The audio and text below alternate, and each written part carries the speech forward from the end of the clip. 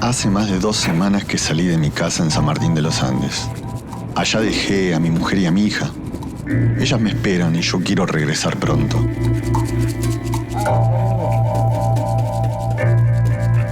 Antes de volver quiero desandar un camino que una vez hace ya 170 años recorrió el joven naturalista inglés Charles Darwin.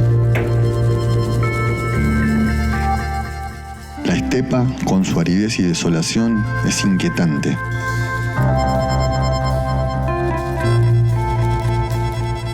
Es difícil entender cómo este paisaje pudo seducirnos a los dos, pero sin embargo lo logró.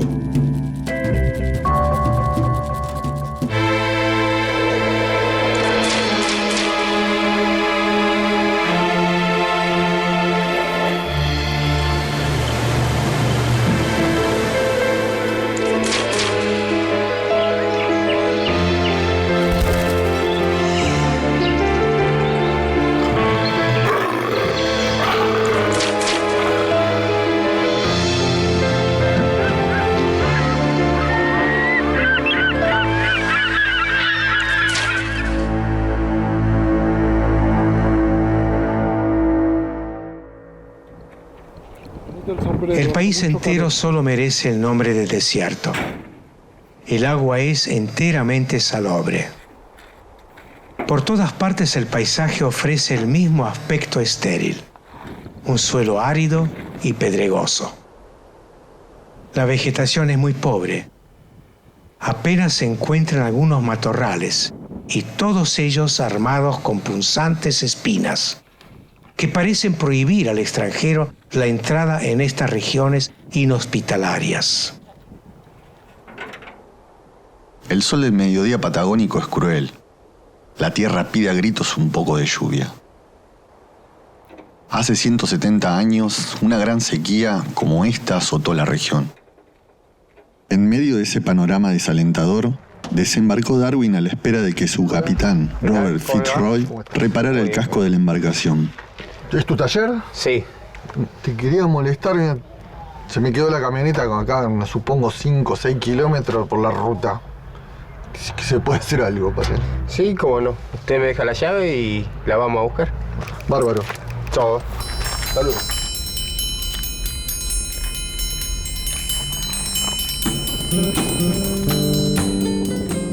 Con el buque averiado, al igual que mi camioneta, el naturalista decidió marchar por tierra.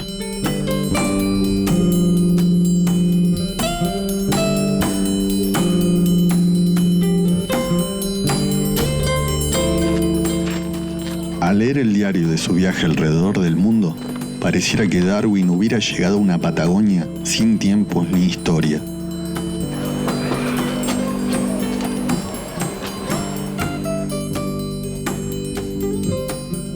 Pero no, Argentina comenzaba su larga y sangrienta conquista militar del territorio indígena.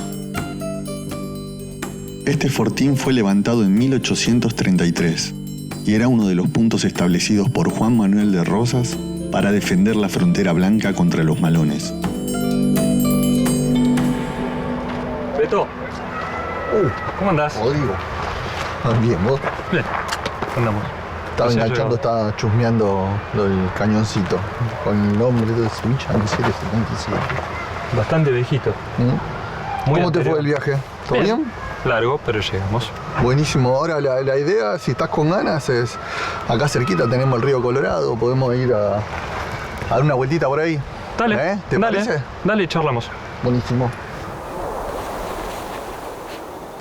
Rodrigo Becci es arqueólogo como yo. Trabajamos desde el presente, leyendo las huellas del pasado. Nuestra profesión guarda cierta melancolía por un oficio perdido, el del naturalista viajero del siglo XIX, como lo era Darwin, que podía ser al mismo tiempo geólogo, etnógrafo, botánico e historiador. ¿Dónde estamos exactamente? Bueno, ahora estamos a la vera del río Colorado. un lugar que Darwin tocó en parte de su viaje. ¿Y cuál era el contexto político también y territorial en ese momento? ¿En la Argentina? Exacto, sí. Para cuando llega el Beagle a la Argentina, ten en cuenta que llega en 1832. Rosas estaba dejando el gobierno efectivo y estaba quedando la gobernación de Buenos Aires en manos de Balcarce.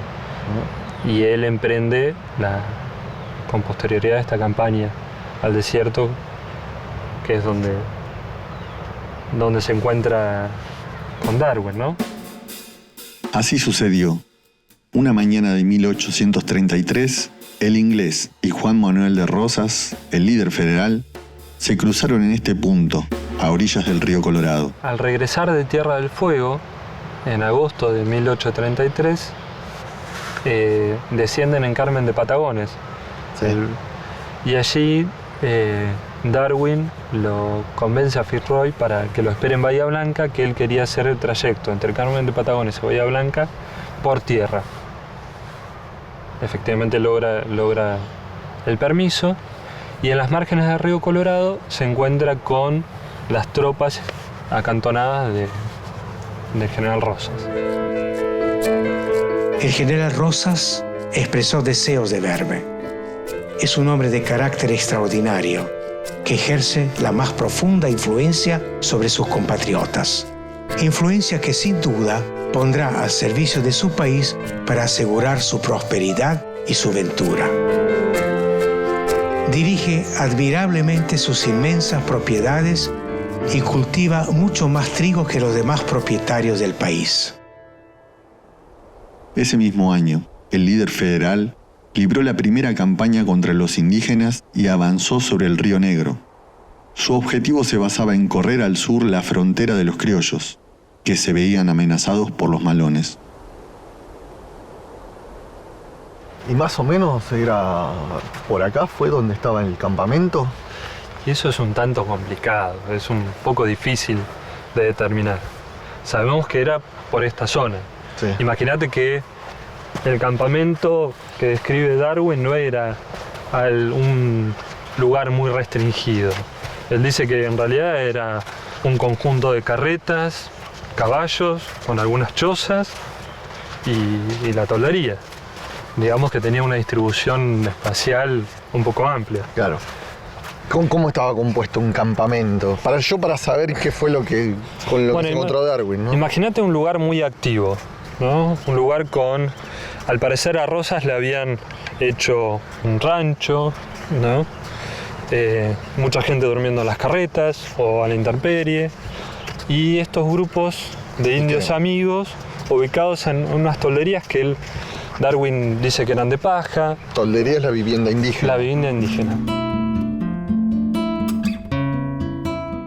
El plan del general Rosas consiste en matar a todos los rezagados, empujar luego todas las tribus hacia un punto central y atacarlas allí durante el estío con auxilio de los chilenos. Esta operación debe repetirse 3 años seguidos. Los indios sienten actualmente un terror tan grande que ya no se resisten en masa. Creo que dentro de medio siglo no habrá ni un solo indio salvaje al norte del Río Negro. Esta guerra es harto cruel para durar mucho tiempo. Como buen observador, Darwin no se equivocaba. 50 años después se llevó a cabo la conquista del desierto.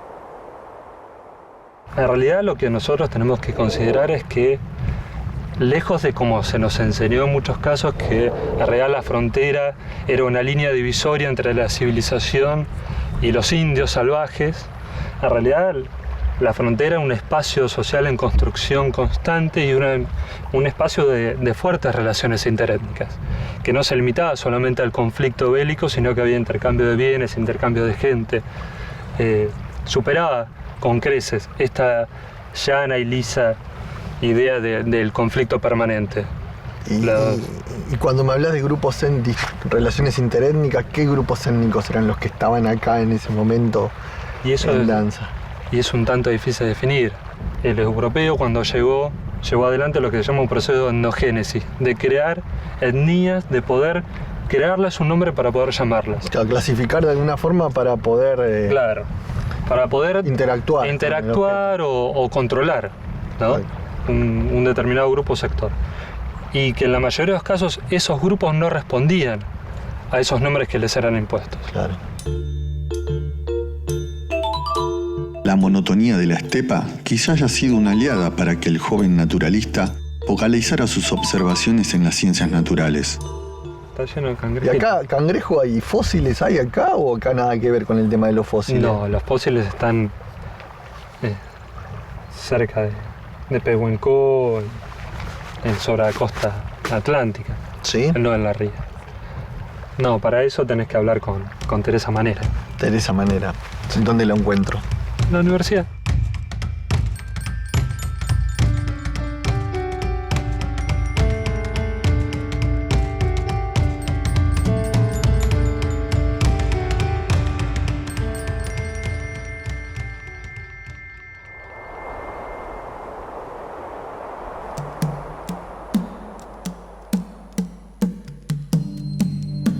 A diferencia de la mayoría de los viajeros del siglo XIX, que recorrían el territorio argentino partiendo de Buenos Aires, Charles Darwin hizo su viaje al revés. Llegó a la metrópoli desde el interior de la provincia y emprendió un periplo de postas a través de los fortines.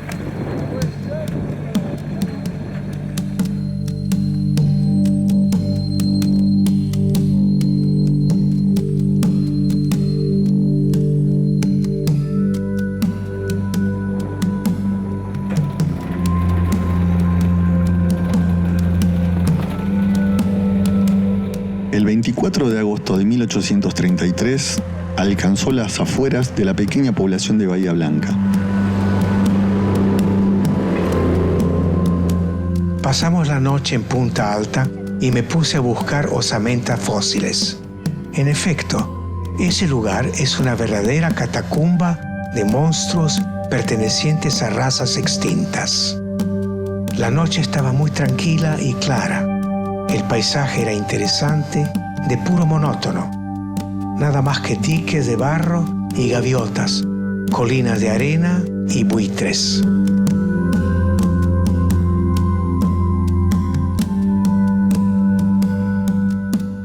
En los más de 170 años que transcurrieron desde su travesía hasta el presente, muchas cosas han cambiado en la vida política y social de esta zona. Donde antes habían restos de animales prehistóricos, hoy se ha levantado una de las bases navales más importantes de Argentina. Pero Darwin no se equivocaba. Punta Alta sigue siendo el paraíso del paleontólogo.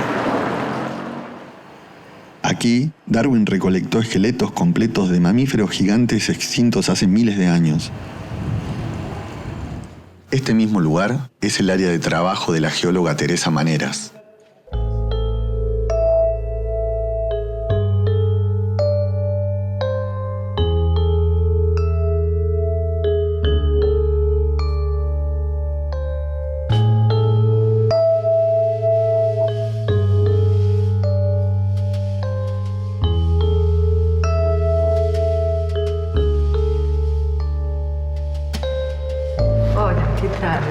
¿Cómo estás? Perfecto. Sí. Bueno, Llegué. llegaste. Así que... Bueno, ¿y cansado?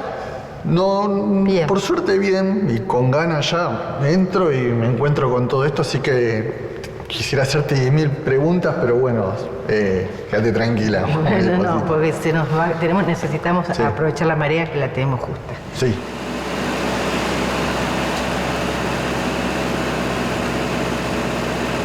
Parece increíble, pero en el siglo XIX se creía que el planeta Tierra tenía solamente 6.000 años de antigüedad, aunque el avance de las investigaciones geológicas y paleontológicas hacía imposible sostener esta verdad bíblica. Las observaciones de Darwin en la Patagonia hablaban de periodos muchísimo más largos. En Punta Alta se ve un corte de una de esas pequeñas llanuras recién formadas. de sumo interés por el número y el carácter extraordinario de los restos de animales terrestres gigantescos allí sepultos. Naturalmente, se preguntará cuál era el carácter de la vegetación en aquella época. ¿Era entonces ese país tan miserablemente estéril como lo es ahora?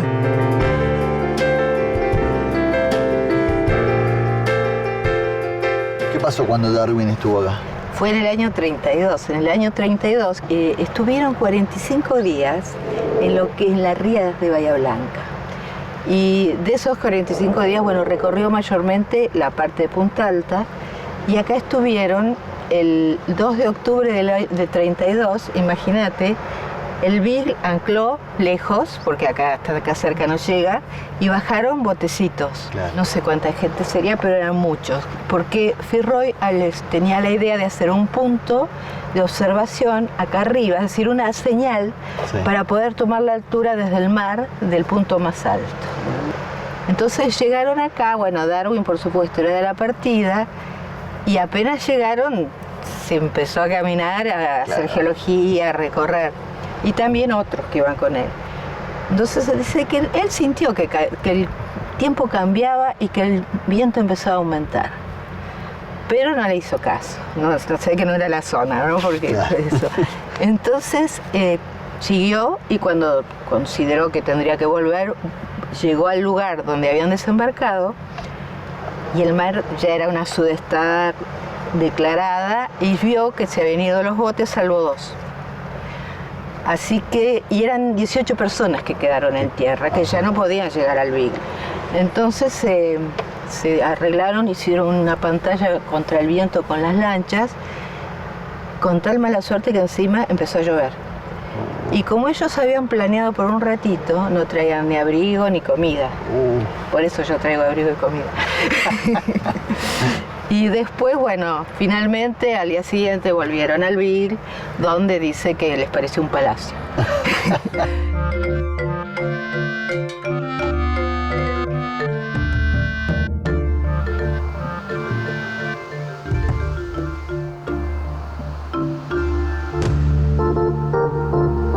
A Darwin le llamó la atención el hallazgo de esqueletos fósiles de grandes mamíferos.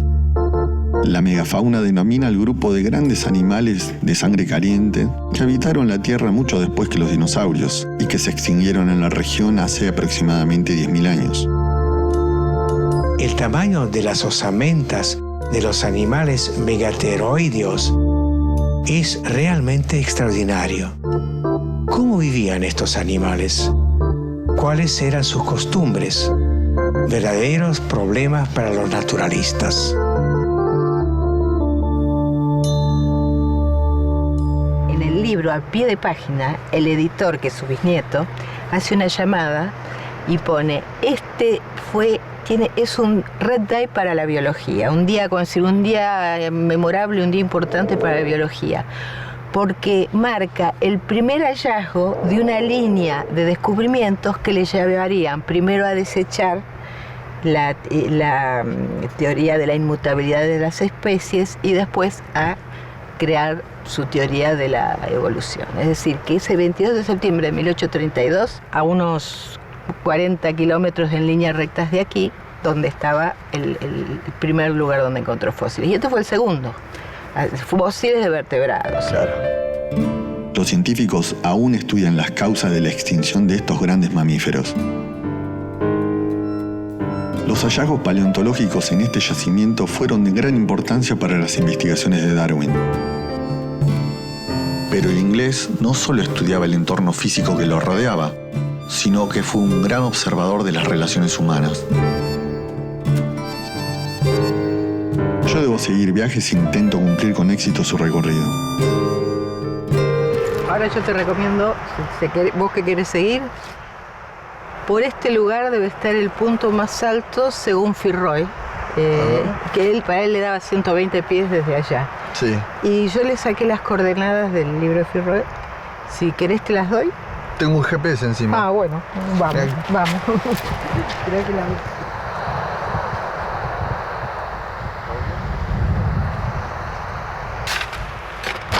Es esta.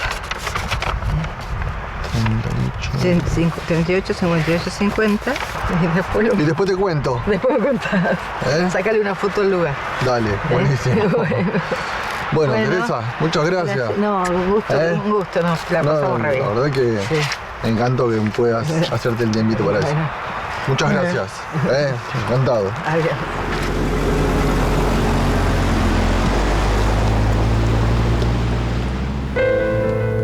El capitán del barco había recibido instrucciones precisas del coronato británico. La principal misión cartográfica comenzaba al sur del Río de la Plata.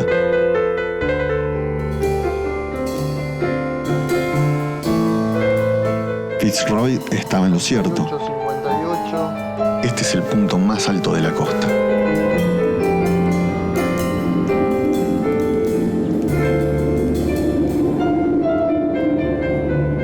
Darwin siguió su camino.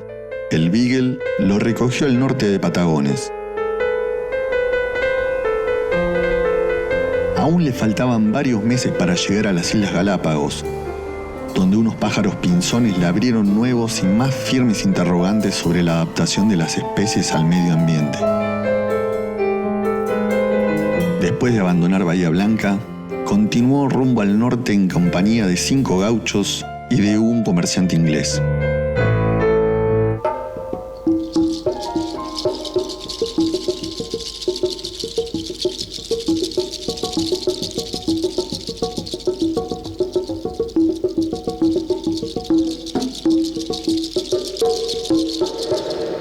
En agosto de 1833 llegó a la ciudad de Carmen de Patagones. Esta vez no le llamó la atención la fuerza de la naturaleza, sino la desprotección del poblado. Cuando un forastero se acerca a una casa, hay que guardar algunas ceremonias de etiqueta. Ángel. Sí, señor. Beto. Sí. Bueno, con usted hemos hablado. Pase. Permiso. Se pone al paso al caballo, se recita un Ave María y no es cortés echar a tierra antes de que alguien salga de la casa y le diga que se apee. Bueno, ando siguiendo un poco la ruta y los diarios de algunos expedicionarios y naturalistas y estoy trabajando ahora sobre el viaje de Darwin, ¿no? Se entra a la casa entonces y se habla de generalidades durante algunos minutos. Luego se pide hospitalidad para aquella noche. ¿Dónde puedo quedarme por acá? Y bueno, ¿podés dormir acá? No tenés problema. Lo cual se concede siempre, por supuesto. Armamos un recado y armamos una cama criolla enseguida. El forastero come con la familia y le dan aposento, donde hace la cama con las mantas del recado o silla de las pampas.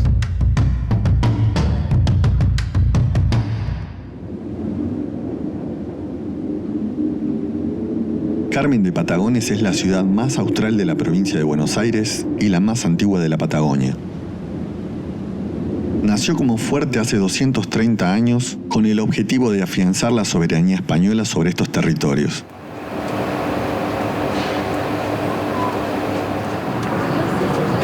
¿Y los pobladores originarios estaban acá entre la gente, digamos, recién llegada? Sí. Tenían un trato muy fluido.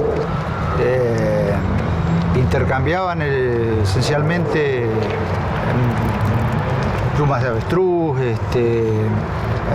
pieles, y ya cuando avanzó, digamos, la colonización araucana sobre la Tehuelche, que ya poseían también los tejidos. También hay que hablar de la compra y venta también y el aprovisionamiento por muchos de los pobladores de caballos y hasta de perros, ¿no?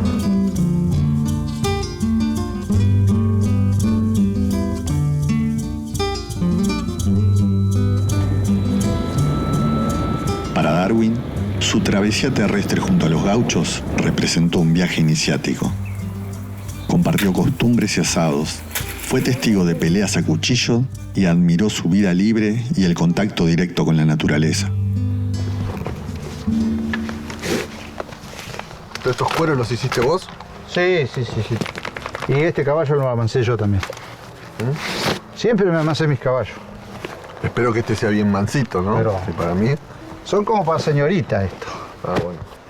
Gracias. Hay un elevado goce en la independencia de la vida del gaucho. Ese ser capaz en cualquier momento de detener el caballo y decir, aquí pasaremos la noche.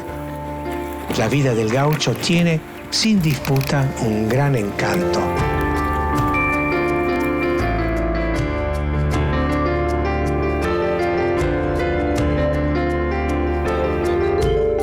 No es nada eso de poder parar el caballo cuando se quiera y decir, vamos a pasar aquí la noche. El silencio de muerte que reina la llanura, los perros del centinela, los gauchos tomando disposiciones para la noche alrededor de la lumbre. Todo en aquella primera noche dejó en mi espíritu una impresión que nunca se borrará.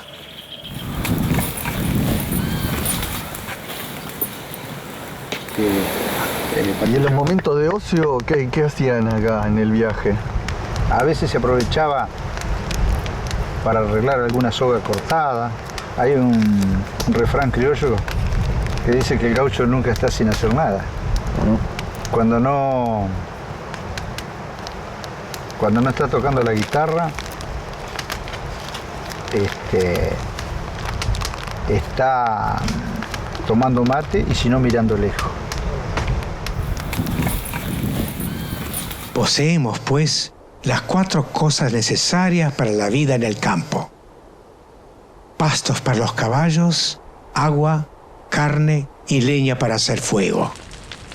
Los gauchos no caben en sí de gozo al ver tanto lujo, y bien pronto descuartizamos a la pobre vaca. Es la primera noche que paso al aire libre con la silla de montar por almohada. Ajá, siempre listo. Y la guitarra siempre va con uno. Pero bueno, algo te vas a tener que tocar entonces. Estaría bueno que tocáramos una vieja melodía. Ahí está el ponchito, si querés. No, me voy a agrandar el asiento. ¿Te conoces alguna de la época? Sí, Contemporánea sí, al paso de Darwin. hay un viejo estilo que se llama Juan Poca Ropa y que es de la época de Rosa, se tocaba en la época rosa. ¿Quién dice Darwin no lo haya escuchado? ¿Sí? A ver. Puede haber sido. En 1859, 25 años después de haber regresado de su viaje alrededor del mundo, Charles Darwin finalmente publicó su obra cumbre, El origen de las especies. La primera edición, de 1250 ejemplares, se vendió en menos de un mes.